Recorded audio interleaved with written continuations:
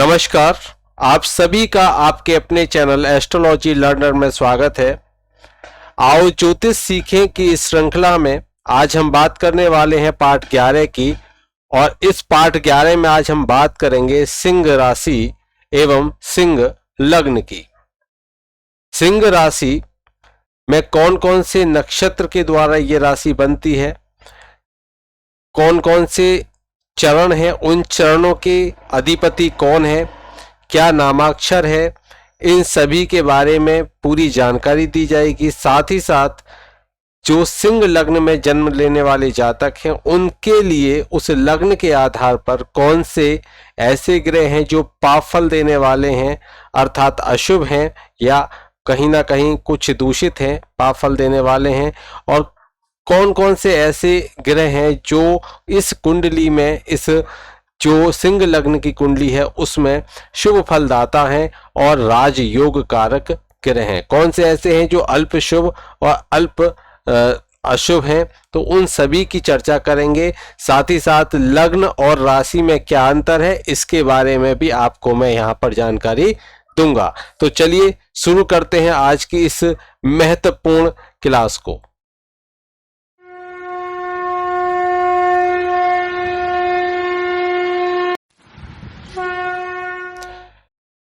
देखिए, जैसे मैं पिछले पाठ हैं उनमें बता चुका हूं कि जो राशि है वह राशि 2.25 नक्षत्र की एक राशि बनती है। एक नक्षत्र में 4 चरण होते हैं और एक राशि में 9 चरण या 9 भाग होते हैं। तो चरण या भाग एक ही है। तो एक राशि के निर्माण में 9 चरण उपयोग में हुए और एक नक्षत्र में 4 चरण, तो कुल मिलाकर 2.25 नक्षत्र की एक राशि हो गई।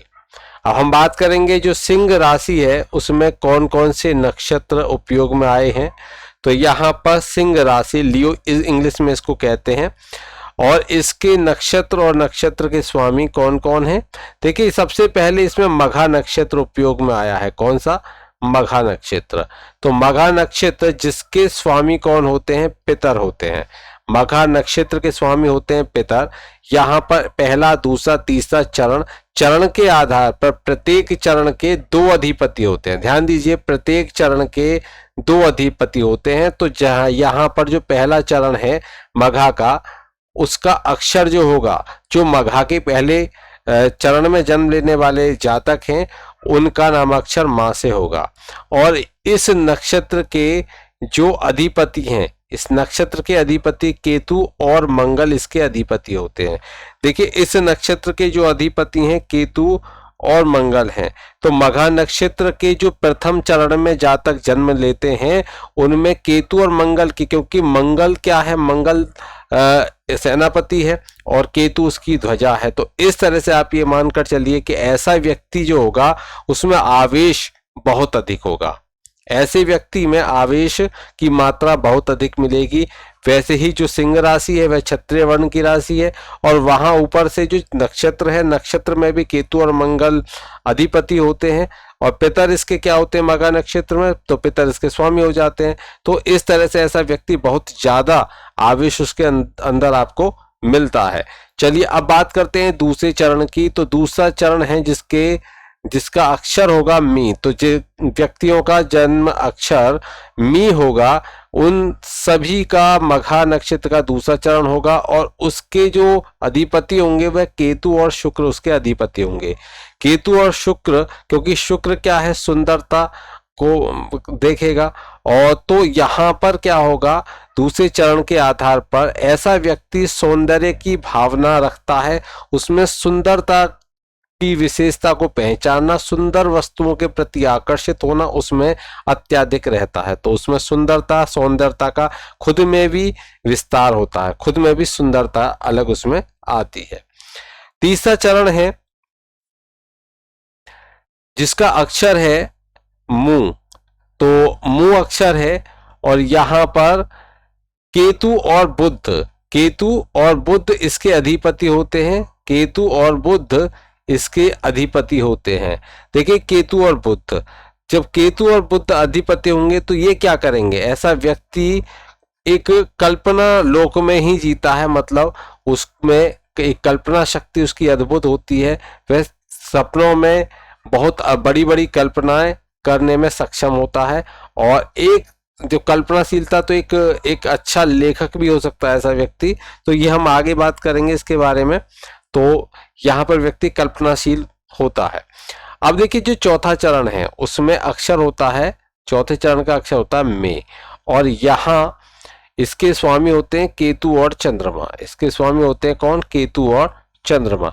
देखिए जो केतु और चंद्रमा है ये उसमें क्या होगा, कल्पना शक्ति, क्योंकि चंद्रमा है केतु के साथ में, तो कल्पना शक्ति का विकास होगा, कल्पना शक्ति का विकास होगा। और ऐसा व्यक्ति जो होगा बड़ी बड़ी उड़ानें भरता है। तो ये आपको ध्यान में रखना है, कल्पना शक्ति का विकास होता है। तो चलिए यहाँ हमने मघा नक्षत्र के चारों चरणों की बात कर ली। अब बात करते हैं पूर्वा फाल्गुनी। तो पूर्वा फाल्गुनी का नंबर आता है, अब देखिए पूर्वा फाल्गुनी, इसके जो स्वामी हैं वह भग हैं, भग इसके स्वामी है पूर्वा फाल्गुनी के। और इसके जो पहला चरण है उसका नामाक्षर होगा मो, और मो के जो अधिपति हैं ये शुक्र और सूर्य होते हैं। देखिए मो के अधिपति कौन होते हैं, सूर्य और शुक्र और सूर्य। तो सूर्य और शुक्र इसके क्या हो जाते हैं, इसके अधिपति हो जाते हैं। और इनके अधिपति होने से उस व्यक्ति में, जो वह व्यक्ति होगा उसमें एक स्वाभाविक प्रवृत्तियों की ओर, उसकी जो स्वाभाविक प्रवृत्ति है उनकी ओर वह बढ़ता चला जाएगा। जैसी भी उसकी प्रवृत्ति है उनको छोड़ेगा नहीं, खराब है तो खराब और अच्छी है तो अच्छी, उनको छोड़ेगा नहीं, जैसा है वैसा ही उनमें वृद्धि करेगा, बढ़ावा होगा। अब देखिए यहाँ पर देखिए जो दूसरा चरण है जिसमें टा अक्षर है, अगर किसी का जन्म नामाक्षर टा है तो उसका जन्म पूर्वा फाल्गुनी के दूसरे चरण में हुआ है। और वहां उसके जो अधिपति होते हैं वे होते हैं शुक्र और बुध। शुक्र और बुध उसके क्या हो जाते हैं, अधिपति हो जाते हैं। शुक्र और बुध के अधिपति होने से उसमें क्या होगा, बुध क्या कराएगा, बोध, मतलब बुद्धि देगा, और शुक्र क्या है, सुंदरता। तो वो सौंदर्य बोध करने में, सुंदरता को समझने में वे व्यक्ति प्रवीण होगा, बहुत अच्छा ज्ञान होगा उसको। अगर आप उसको कुछ अच्छा सा कलेक्शन दिखाओ तो आपको झट से बहुत जो अच्छी चीज होगी वहां आपको निकाल के दे देगा, क्योंकि उसको क्या है, उसको सुंदरता का बोध है। वह जानता है क्या सुंदर है, कौन सा अच्छा है, वह उसको अच्छे की परख बहुत अच्छी होती है। जो सौंदर्यता से भरी हुई वस्तुएं होती हैं या कुछ भी हो, वह उसको बहुत जल्दी समझ लेता है, पहचान लेता है। चलिए अब अगर किसी का जन्म तीसरे चरण में होता है पूर्वा फाल्गुनी के, तो उसका अक्षर होता है टी। और जैसे T2 आपने नाम सुने होंगे ना, T2, टिंकू, इस तरह से। तो अगर वो नामाक्षर जन्म से हैं तो वह, उनमें आपको क्या गुण मिलेगा कि यहाँ पर शुक्र शुक्र दोनों ही अधिपति शुक्र शुक्र होते हैं, तो यहाँ पर शुक्र की प्रबलता बढ़ जाएगी उसमें। तो ऐसा व्यक्ति जो होगा, क्योंकि तीसरे चरण में जन्म लेने वाला व्यक्ति, क्योंकि यहाँ शुक्र की क्या मात्रा बढ़ गई, मात्रा बढ़ गई इसका अर्थ हो गया कि ऐसा व्यक्ति रूप पिपासु होता है और कामी भी होता है। तो ये आपको ध्यान रखना है कि वो सौंदर्य के प्रति मंत्र मुग्ध रहता है, और ऐसा व्यक्ति कैसा होता है, कामी भी होता है। अब देखिए अगला देखते हैं, अगला है 2, जो यदि किसी का पूरा फाल्गुनी के चौथे चरण में जन्म होता है तो उसका नामाक्षर होगा 2 से। तो वहां पर शुक्र और मंगल उसके कौन हो जाते हैं, अधिपति हो जाते हैं। अब मंगल क्या है, आवेश है, शुक्र क्या है, सौंदर्यता है। तो ऐसा व्यक्ति जो होगा वह अपनी जो संकल्प में क्या करेगा, क्योंकि अब मंगल है तो संकल्प में वृद्धि करेगा, और उसके साथ साथ उसमें किसी ना कहने की प्रवृत्ति भी पैदा हो जाती है कि किसी से कोई बात कहता नहीं है, वो अपने मन में रखता है, लेकिन पूरा संकल्प लेता है ऐसा व्यक्ति। सौंदर्यता के प्रति उसका जो भाव है कुछ अलग प्रकार का होता है, जिसमें वह सुंदरता के प्रति आवेशित भी रहता है। तो यहाँ पर ये उसकी कुछ विशेषताएं होती हैं। चलिए अब हम बात करेंगे जो नक्षत्र है उत्तरा फाल्गुनी। उत्तरा फाल्गुनी के स्वामी होते हैं अर्यमा, और यहाँ पर सिर्फ एक चरण ही सिंह राशि के लिए उपयोग में होता है इसका। तो यहाँ पर इसका नामाक्षर हो गया टे, टे नामाक्षर हो गया। और जिनका नाम टे से शुरू होता है उन सभी के लिए। और अगर नक्षत्र अधिपति की बात करें तो सूर्य और गुरु इसके नक्षत्र अधिपति होते हैं। सूर्य और गुरु का जो नक्षत्र के अधिपति होने से क्या होगा, तो सूर्य और गुरु जो होंगे वे उसकी जो स्वाभाविक प्रवृत्तियां हैं उनको तो बढ़ाएंगे ही, साथ ही साथ उसमें स्वच्छंदता की भावना भी बढ़ाएंगे। वह स्वच्छंद हो जाएगा व्यक्ति, और उस मतलब जो कुछ वह कर रहा है वो सही कर रहा है, स्वच्छंद है, अब उसके अपने विचार हैं, उन विचारों को वह प्रमुखता देगा। अन्य कोई उससे कुछ भी कहे उसको वह नहीं मानेगा जितना खुद के विचारों को मानेगा। क्योंकि सूर्य कौन है, राजा है, गुरु कौन है, ज्ञान है। तो जहां पर उसमें अहम भी होगा, ज्ञान भी होगा, दोनों उसके अंदर होंगे, तो इस तरह का व्यक्ति कैसा होता है, वह संकल्पित होता है और अपना कुछ जो संकल्प ले लेता है कुछ भी काम करने का, उसको उसमें वह अपनी जो प्रवृत्तियां हैं उनको लगा देता है पूरी तरीके से, और साथ ही साथ वह किसी और की नहीं सुनता, सिर्फ अपनी सुनता है। तो ये उसमें विशेषताएं मिलती हैं। तो यहाँ हमने ये नक्षत्र के आधार पर जो सिंह राशि वाले हैं उनकी विशेषताएं बताएं। अब देखिए यहाँ पर सिंह राशि को समझ लीजिए। देखिए सिंह राशि के बारे में जो महत्वपूर्ण है, ऐसी राशि के लोगों में भी ऐसी विशेषताएं देखने को मिलती हैं। देखिए सिंह राशि का जो प्रतीक है शेर है।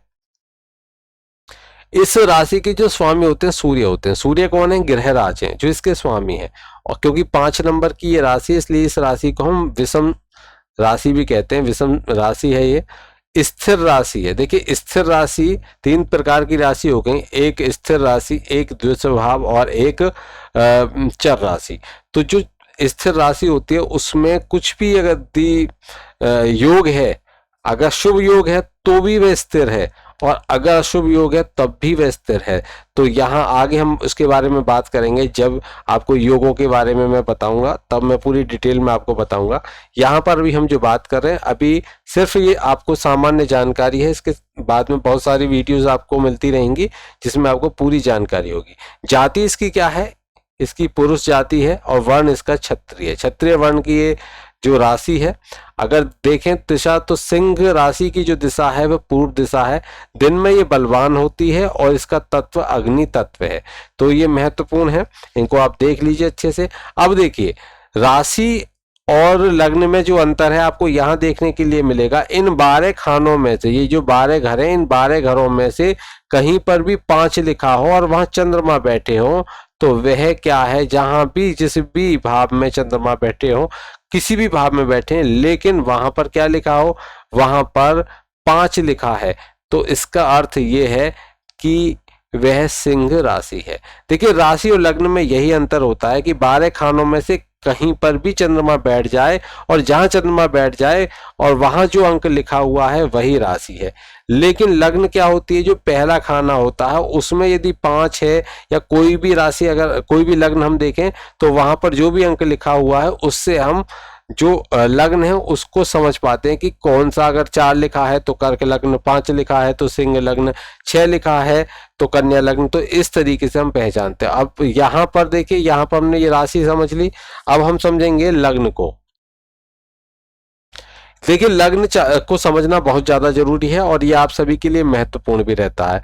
देखिए सिंह लग्न, सिंह लग्न, तो लग्न जैसे मैंने बताया कि जो पहला खाना होगा, जो पहला खाना होगा उसमें जो अंक लिखा होगा, उसमें जो अंक लिखा होगा उसी से हम ये निर्णय करते हैं कि कौन सी राशि है और यहाँ पर कौन सा इसका लग्न है और कौन लग्नेश है।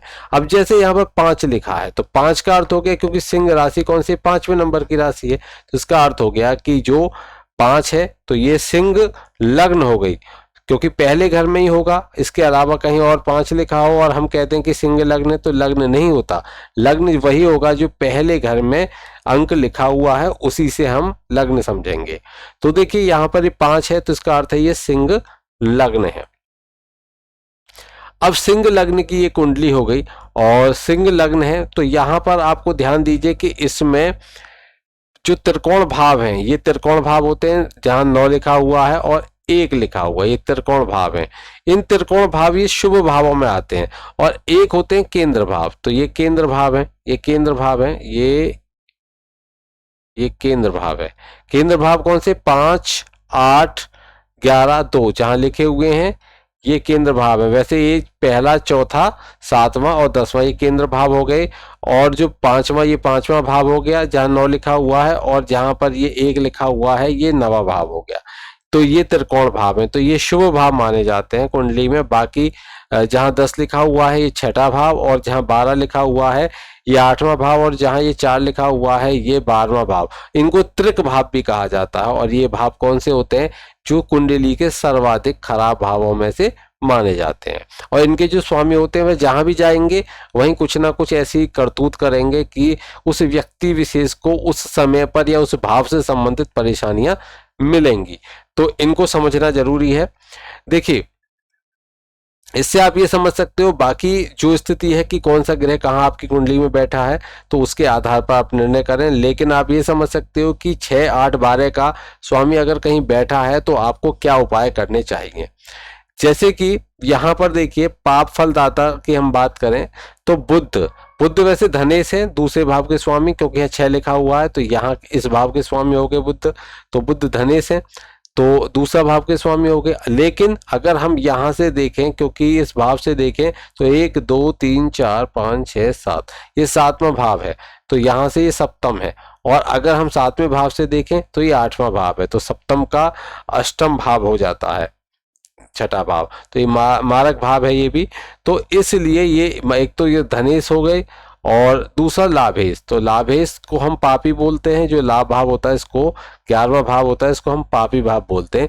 इसलिए ये बुध क्या हो गया, अगर ये बुध किसी पाप ग्रहों के साथ में है तो उन्हीं के साहचर्य के आधार पर ये एक प्रबल मार्केश बन जाता है सिंह राशि, जो सिंह लग्न वाले हैं, सिंह लग्न की, देखिए राशि नहीं लग्न की बात कर रहे हैं, सिंह लग्न के लिए। इसी तरीके से शुक्र को देखते हैं। देखिए शुक्र को देखते हैं तो शुक्र तृतीयेश और कर्मेश है। शुक्र कौन है? तृतीयेश, तीसरे भाव के स्वामी है। यहाँ देखिए शुक्र क्या है, शुक्र है तृतीयेश। तृतीयेश कैसे? देखिए यहाँ 7 लिखा हुआ है, तुला राशि हो गई। और कौन से भाव के स्वामी है शुक्र? जहां 2 लिखा हुआ है। यहाँ के आधार पर ये कैसे हो गए शुक्र?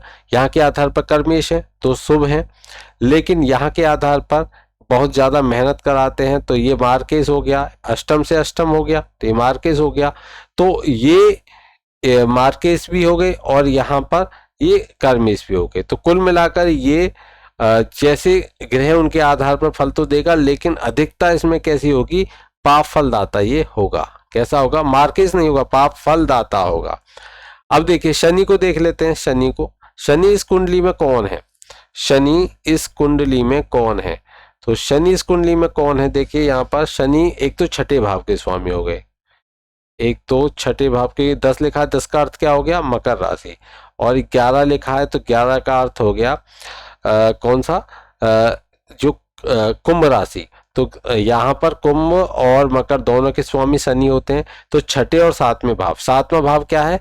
मारक भाव है, तो मारक भाव के स्वामी भी हैं और 6ठे भाव के स्वामी भी, जो त्रिक भाव है। तो षष्ठेश और सप्तमेश होने की वजह से शनि भी इस कुंडली में, जो सिंह लग्न की कुंडली है, वहां पर पाप फल देने वाले होते हैं। वैसे भी सूर्य और शनि की बनती नहीं है, उस आधार पर भी शनि इस कुंडली में जहां पर लग्न सूर्य हैं तो वहां पर वह हमेशा अपोजिट ही चलने का काम करेंगे। चलिए आगे देखते हैं अब कौन कौन से जो ग्रह हैं वो शुभ फलदाता हैं। तो देखिए सूर्य एक अच्छा फल देंगे। क्यों? क्योंकि स्वयं लग्नेश हैं, तो जो लग्नेश होते हैं वो अपनी कुंडली को खराब करने का प्रयास नहीं करते, शुभ फल देने का कार्य करते हैं। लेकिन यदि लग्नेश कहीं ऐसी स्थिति में बैठ जाएं, जैसे कि अभी मेरे पास एक प्रश्न आया था तो मैं वहां उनका भी जवाब दे देता हूं, जो मिथुन लग्न की कुंडली से संबंधित प्रश्न था। लेकिन आप यहां समझ सकते हो उससे कि यदि जो लग्नेश हैं, यदि वो 6, 8, 12 में आकर बैठ जाते हैं तो आपको क्या करना होगा? क्या उनका रत्न पहनना चाहिए? तो उनका रत्न नहीं पहनना चाहिए, क्योंकि वह दूषित हो चुके हैं वहां आकर। आपको उनके शांति करनी चाहिए, उनके मंत्र जाप करने चाहिए। तो मंत्र जाप सबसे अच्छा उपाय रहता है। रत्न तभी पहने जब कोई ग्रह पीड़ित हो जाए, लेकिन यदि वह पीड़ित ना हो तो आपको बहुत अच्छा परिणाम दे सकता है, तब आप उसकी शक्ति बढ़ाएं। जैसे कि मानकर चलिए यहाँ पर जैसे ये भाव है, यहाँ पर मंगल बैठ जाए आकर, तो क्योंकि इस भाव में मंगल क्या है?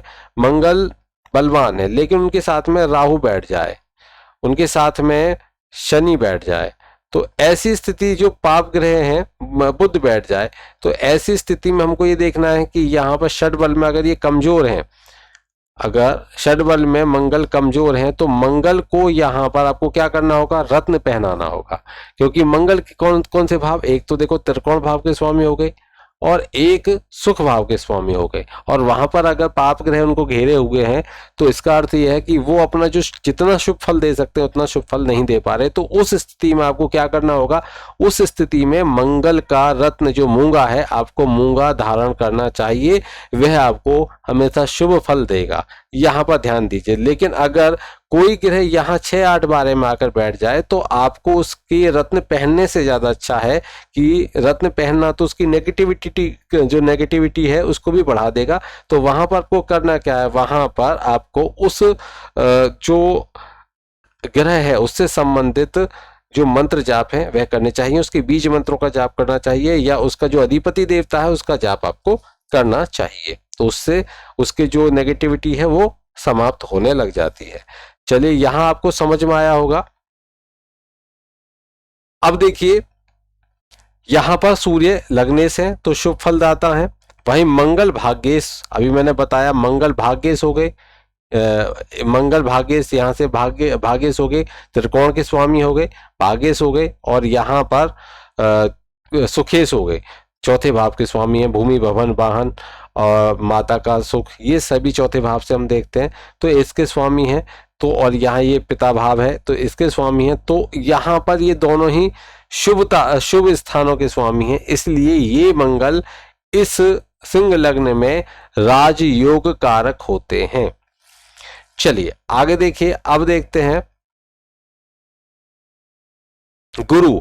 तो गुरु बृहस्पति, तो ये यहां पर देखिए कौन कौन से भाव के स्वामी, जहां 12 लिखा है मतलब 8वें भाव के स्वामी हो गए, और इसके साथ ही ये त्रिकोण भाव के जहां पंचमेश हो गए, संतान भाव के स्वामी और विद्या के स्वामी, तो यहाँ पर ही हो जाते हैं अचानक धन के, प्रेम के, या इसके स्वामी भी होते हैं। तो इस भाव के आधार पर तो ये शुभ फल देंगे, लेकिन अष्टमेश होने की वजह से इनमें इनके फल में शुभता में कमी आएगी।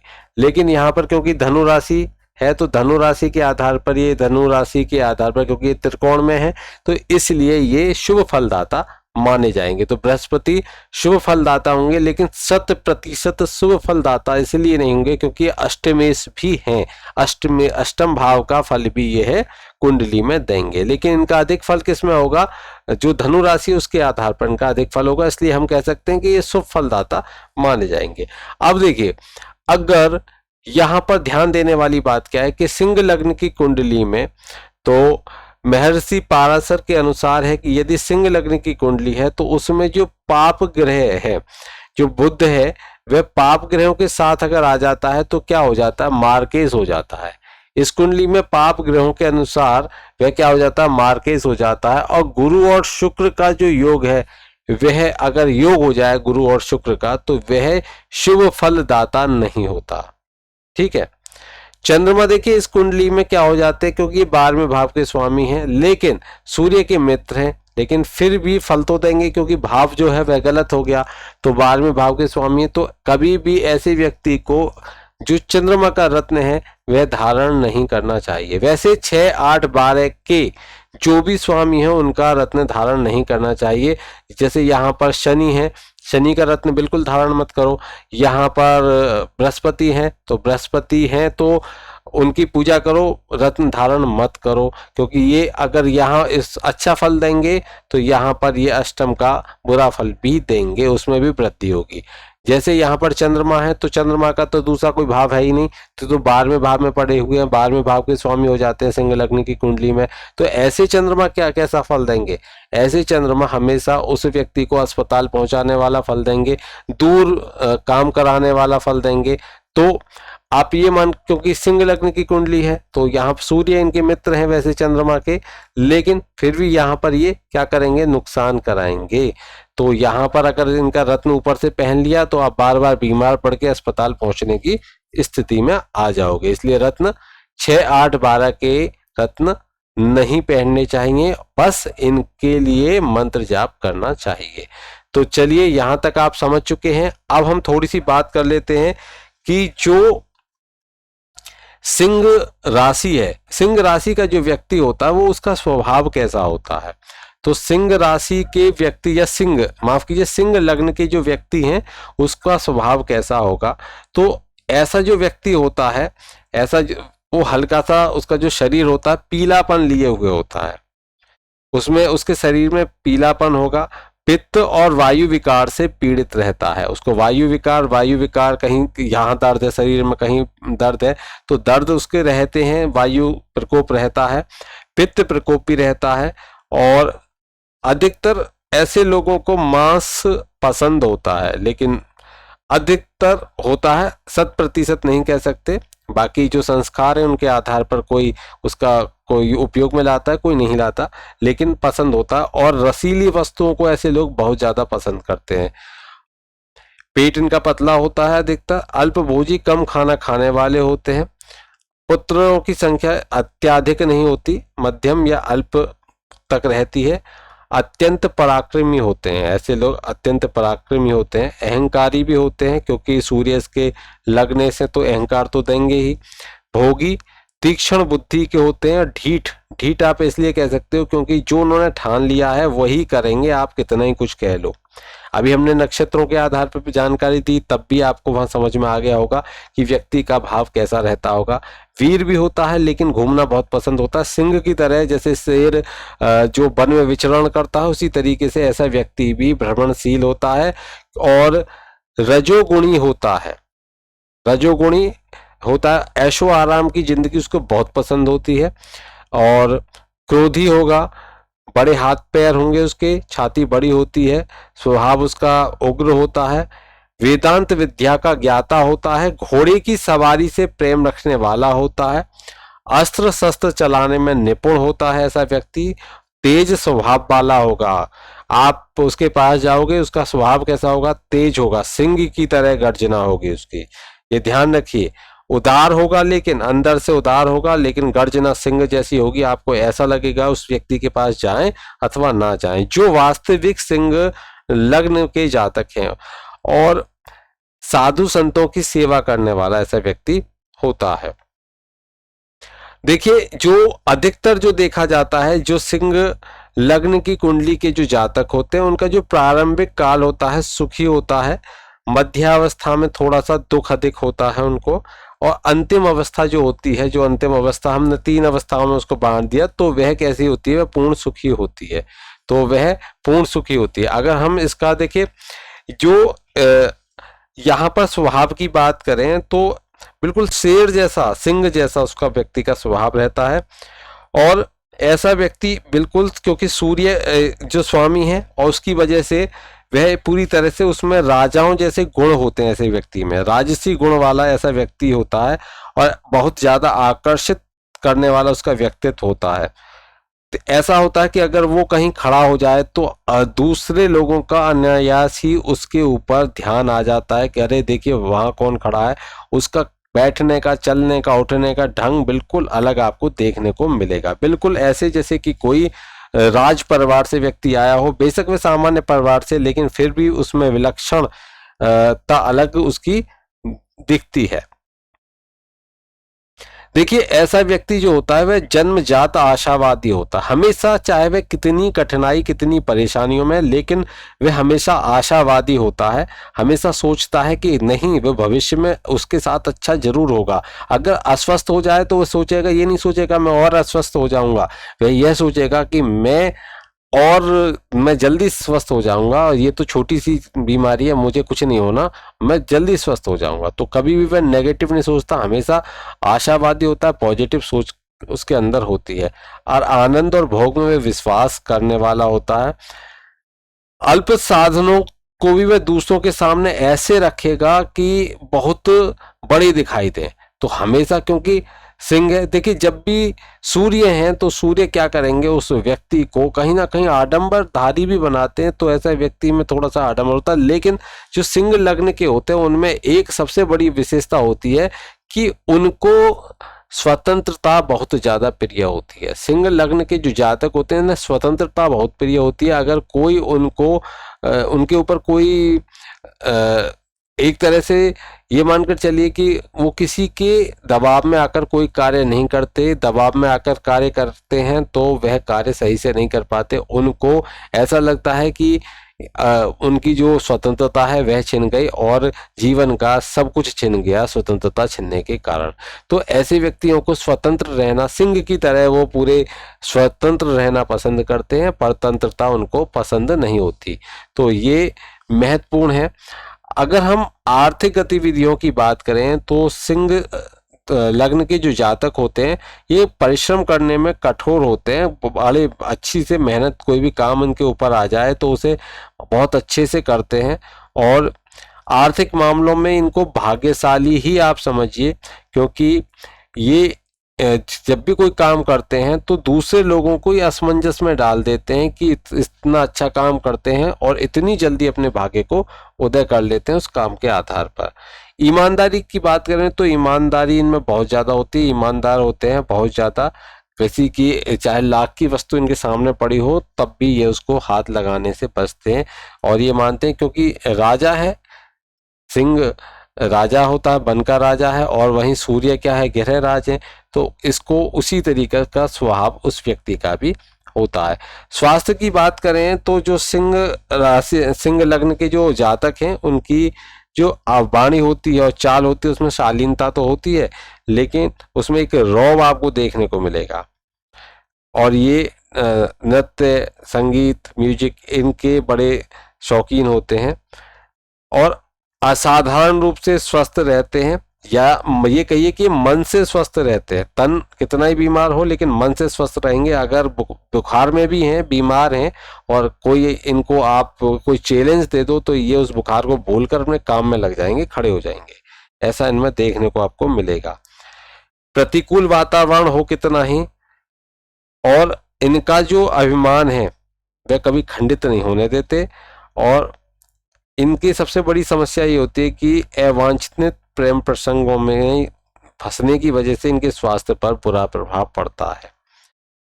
अधिकतर जो देखा जाता है कि इनमें बीमार हो गए, लेकिन जो स्वस्थ होने की स्थिति है वह वापस से बहुत जल्दी स्वस्थ हो जाते हैं।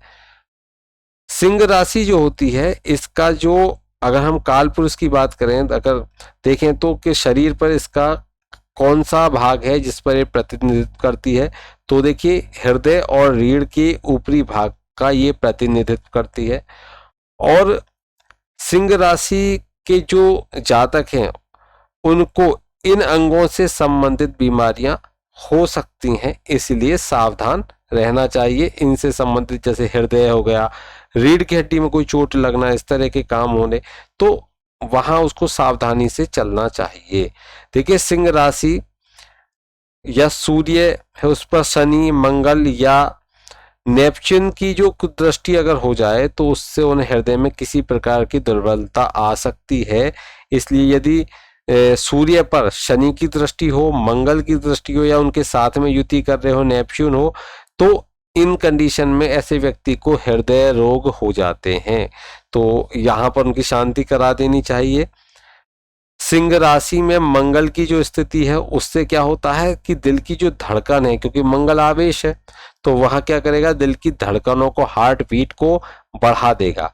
तो सिंह राशि के, सिंह लग्न के जो भी जातक हैं उनको वो अधिकतर हृदय के रोगों में ही से ग्रसित मिलता है। जैसे हृदय रोग हो गया, धड़कन तेज होना, लू लगना भी होता है क्योंकि ये अग्नि तत्व राशि है।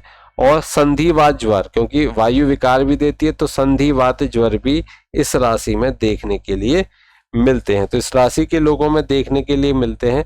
आशा करता हूं आपको ये जो आज की जो पूरी जानकारी है अच्छे से समझ में आई होगी। अगर आपका कोई प्रश्न है तो आप कमेंट बॉक्स में कमेंट करके अपने प्रश्न हमें लिख सकते हैं, और हम प्रयास करेंगे कि आपके सभी प्रश्नों के उत्तर हम कमेंट बॉक्स में आपको दे सकें।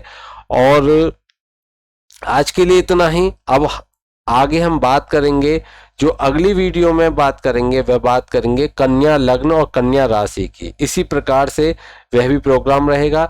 तो आप आज का प्रोग्राम देखें, कल का भी जरूर देखें। चलिए आज के लिए इतना ही, मिलते हैं कल, तब तक के लिए जय श्री कृष्ण।